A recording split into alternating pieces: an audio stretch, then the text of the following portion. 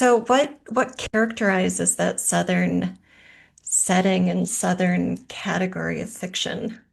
To me, it's the dialogue, and I think Mm, that's my answer. I don't know that that would be everybody's answer, but when I write, especially when I was writing this novel, um, I heard I heard voices in my head. I mean, as crazy as that sounds, I would write whole scenes. Sometimes I would write entire chapters of just dialogue because I would hear these characters having these hilarious conversations. And a lot of times they were saying things that I either heard the adults say when I was a child or things that I hear even now when I'm in the South, stories that people tell or whatever. But to me, it's the dialogue. And I don't just mean a Southern accent. I mean, there are phrases and references and metaphors that I think are the epitome of Southern fiction. And speaking of metaphors, I think Southern writers and Southern storytellers,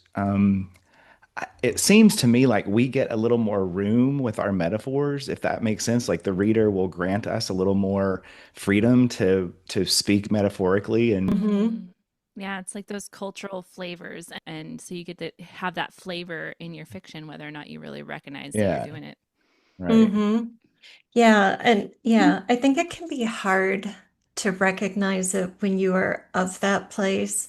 You know, it's the water the fish swims in, and so you write it, and it just feels like your natural voice and the way everything is. So it can be Yeah. hard to pinpoint. But with the Southern fiction, I think you're right in that it stands out and you capture it so well. I mean, it stood out to me as I was reading this, the similes, the metaphors, the Mm. idioms, the colloquialisms. It was just kind of nonstop, but it has a charming quality to it.